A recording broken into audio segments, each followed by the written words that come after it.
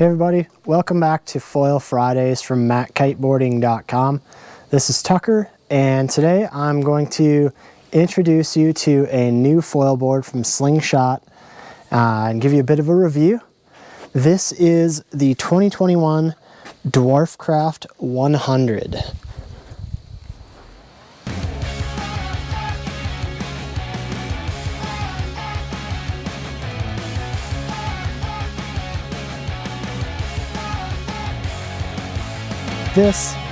Today I'll be going over the 100, but all the aspects I'm talking about this board could also be applied to its bigger sizes in the 110 and the 120.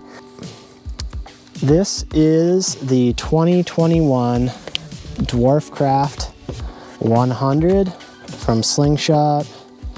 It is 100 centimeters by 46 centimeters by 3.3 centimeters. Very thin.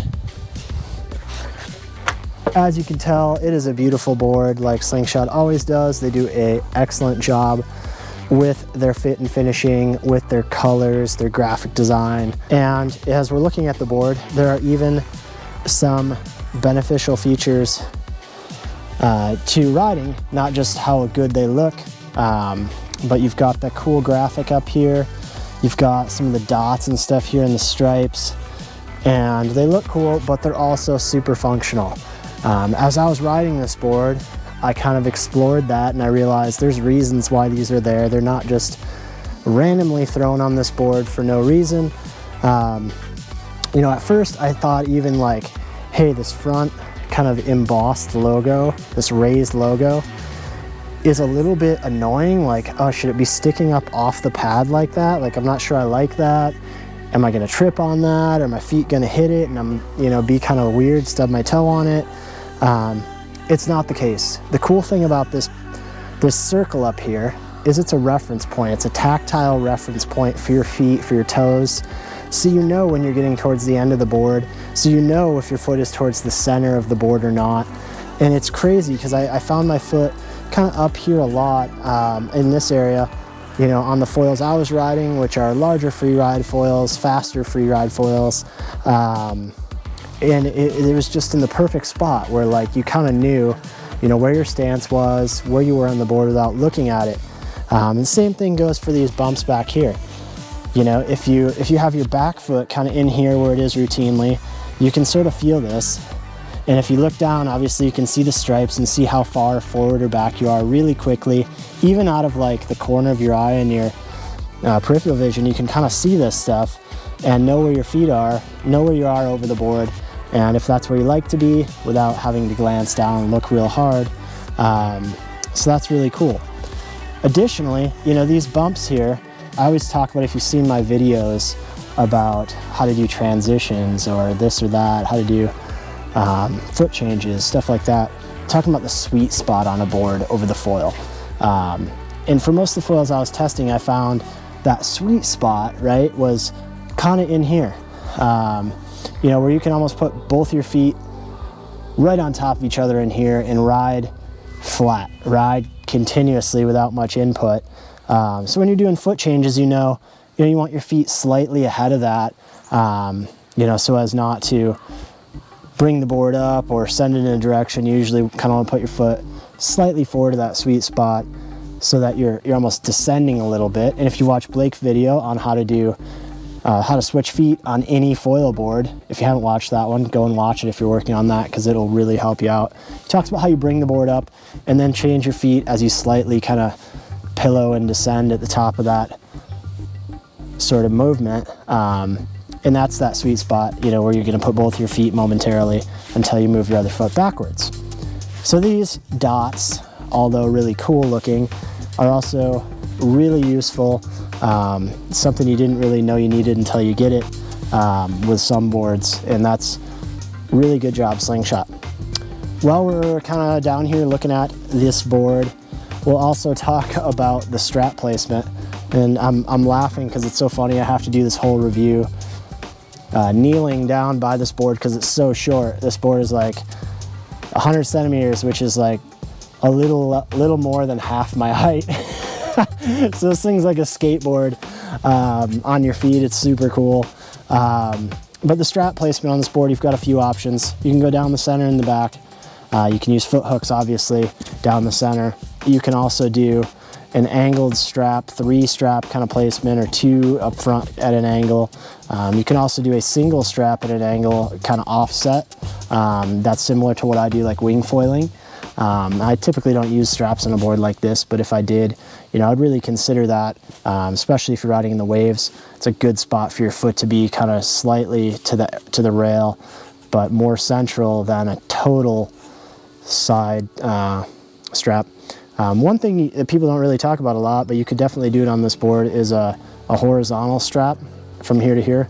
You need a pretty long strap to do that, probably, you know, an adjustable one that you can really open up, but that would be an option as well. So a lot of options, a lot of good strap options, and they don't just cover the whole thing in strap options, because that adds weight. So still, you know, this board super light, although not so light that it's not durable. So again, Slingshot nailed it. And the board has, you know, enough weight and momentum that it's smooth riding. You know, some of these hyper light boards are a kind of twitchy and nervous feeling. I really don't like them. Some people do, but yeah, so that's that for the deck. So now we'll talk about the bottom briefly. It's pretty reminiscent of last year's Dwarfcraft Micro, in that it's very thin. It's got, you know, some wide chines, but they're not all that deep, so they still plane off rather well. But, you know, if you manage to touch down just a little bit as you're ripping and carving, you know, they're going to refract off the water pretty good, and keep you flying without totally putting the brakes on and falling off the board. One thing I'll note is the tracks are way far back. For those of you guys riding free ride foils and stuff, that's really, really important on a short board like this, to have the tracks way in the back. Otherwise your stance ends up way on the nose of the board. You're always hanging 10, hanging 5 off the nose of the board, never using the back end of the board.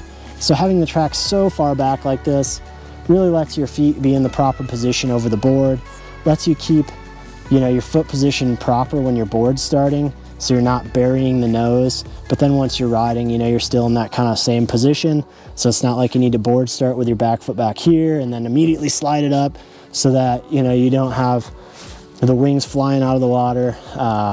You can tell they've R&D'd this thing. They know what's going on.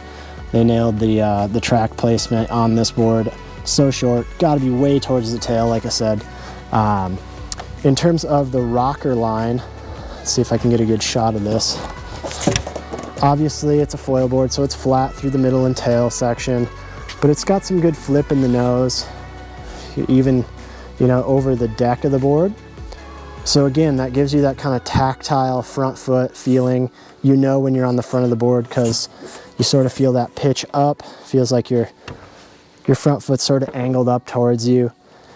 And then also that gives you that opportunity to fly off the water if you manage to touch down just for a second. You know, maybe if you're riding in the waves and there's a piece of chop that kind of banks off the nose of your board, you're not just going to spear the board into the water and pearl the board. That scoop in the nose really helps the board recover. And obviously on a board this small, without that feature, there's no chance you're going to recover. If you touch down, you're just going to spear the water, submerge, fly off the front, you'll be done.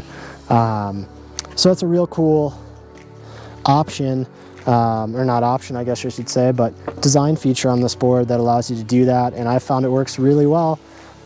So great job, Slingshot.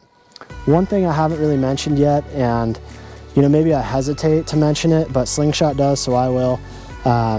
This leash plug in the front, it's just like a surfboard leash plug here. You can connect a leash to that. You know, so if you are body dragging through swell, or if you just need to body drag back to where you started, and you know, you're having a hard time hanging onto your board as you do this, you can leash to that. Personally, I would never do that. I never want to be attached to a board while I'm flying a kite. If I get yarded, the board's flying after me, and I especially don't want that with a hydrofoil. But if you're underpowered, if you're under control, if you feel comfortable with that, this feature will allow you to drag the board behind you on a leash. If you are doing that, I would recommend a real leash. R-E-E-L, Reel Leash. We sell these at the shop, the Reel Leashes. If you want to do that, that's what I'd recommend. It's going to allow it to reel out and in rather than slingshotting at you like a bungee leash or a surf leash would. So yeah, that's that feature. Again, I don't use it. I don't necessarily recommend using it, but there are instances where you might want to, or maybe you're one of those people that does like to do that. That feature is there for you. Also, don't quote me on this, but I'm pretty sure that there are FCS, or excuse me, don't quote me on this, but I'm pretty sure there are some GoPro mounts that'll fit on a leash plug like that. So I don't know, look for those out there. We don't sell them, but somebody probably does. So you could put a GoPro on the front of your board if you wanted to, if I'm correct in that. If not, there's an idea if somebody wants to make one. So yeah, that's that. In terms of my review of the board, it kind of is what it is, right? It's a super short board. It's really maneuverable. You want to be a more advanced rider. It doesn't do amazing in light winds unless you have proper power from the kite. It's there and it's not there. That's what you want from a really small board. You don't want it to get in your way.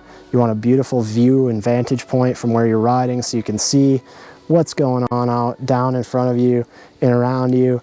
And this is the kind of board that'll allow you to do that.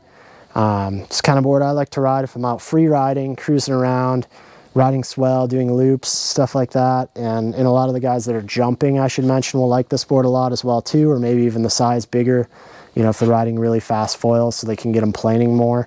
But really easy to grab, small rails, very lightweight. So it'd be great for that as well. This has been Tucker with MattKiteboarding.com, and we'll see you next Foil Friday.